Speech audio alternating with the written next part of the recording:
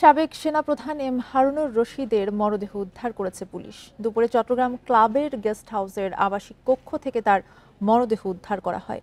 তিনি ডেস্টিনি গ্রুপের প্রেসিডেন্টও ছিলেন। ডেস্টিনি গ্রুপের ব্যবস্থাপনা পরিচালক রফিকুল আমিন জানান, একটি মামলায় হাজিরা দিতে রোববার চট্টগ্রামে যান তারা। সকালে কোনো সাড়া শব্দ না পেয়ে দরজা ভেঙে মরদেহ উদ্ধার করা হয়। চট্টগ্রাম ক্লাব গেস্ট হাউসের ব্যবস্থাপক জানান, মৃত্যুর খবর শুনে সকালে সেনাবাহিনী ও পুলিশ গিয়ে বিভিন্ন আলামত সংগ্রহ করে। প্রাথমিকভাবে ধারণা করা হচ্ছে হৃদরোগে আক্রান্ত হয়ে মারা গেছেন তিনি। ৭৭ বছর বয়সী হারুনুর রশিদের বাড়ি চট্টগ্রাম জেলার হাটহাজারীর ধলই ইউনিয়নে। স্বাধীনতা যুদ্ধে সাহসিকতার জন্য পান বীর প্রতীক খেতাব। ২০০০ সালের ডিসেম্বরে বাংলাদেশ সেনাবাহিনীর নেতৃত্বে আসেন হারুন।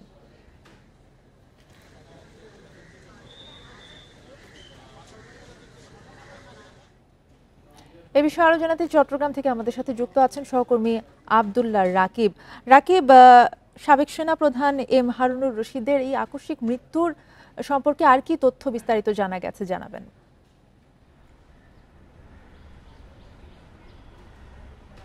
সকাল দুপুর ১২টার দিকে মূলত তার মরদেহর রুমের ভেতরে পাওয়া যায় বলে খবর আসে। পরবর্তীতে প্রথমে আসলে পুলিশ আসে এবং যেহেতু উনি সাবেক সেনাপ্রধান ছিলেন, পরবর্তীতে সেনাবাহিনীর একটি টিম আসে এবং সেনাবাহিনীর নিজস্ব চিকিৎসক দলও এখানে আসেন এবং এই গেস্ট হাউসেই তিনি গতকাল রাতে উঠেছিলেন এবং এখান থেকে মূলত যে কক্ষে তিনি ছিলেন তিনি সেখানে একাই ছিলেন এবং যখন ভেতর থেকে আসলে সকাল থেকে সারা শব্দ পাওয়া যাচ্ছিল না, তখন আসলে তার রুম ভেঙে ভেতরে তার যে বিছানা সেখানে আসলে তাকে পড়ে থাকতে দেখা যায় এবং ধারণা করা হচ্ছে আসলে যে অবস্থায় তাকে পাওয়া গিয়েছে সেটি আসলে হয়তোবা ধারণা।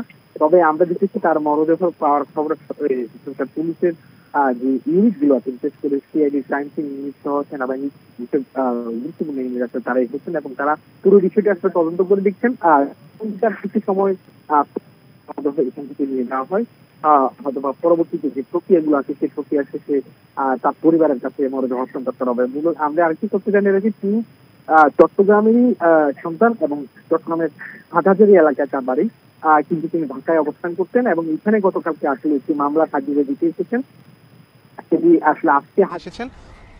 সেটি আসলে আজকে হাজিরা দিয়ে হয়তো ঢাকায় চলে যাওয়ার কথা এবং তার সাথে যারা সংযুক্ত ছিলেন তারা বলছেন তিনি চট্টগ্রামে যখনই আসতেন তখনই এই চট্টগ্রাম ক্লাবের এই গেস্ট হাউসে উঠতেন এবং তার পরিবারের সদস্যদেরকে আসলে আমরা আজকে এখানে দেখিনি।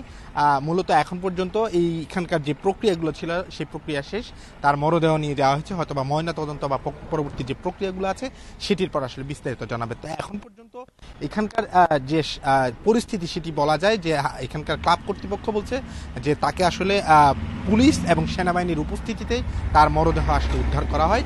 এখন পর্যন্ত তার স্বাভাবিক মৃত্যু বলেই ধারণা করা হচ্ছে পক্ষগুলোর পক্ষ থেকে।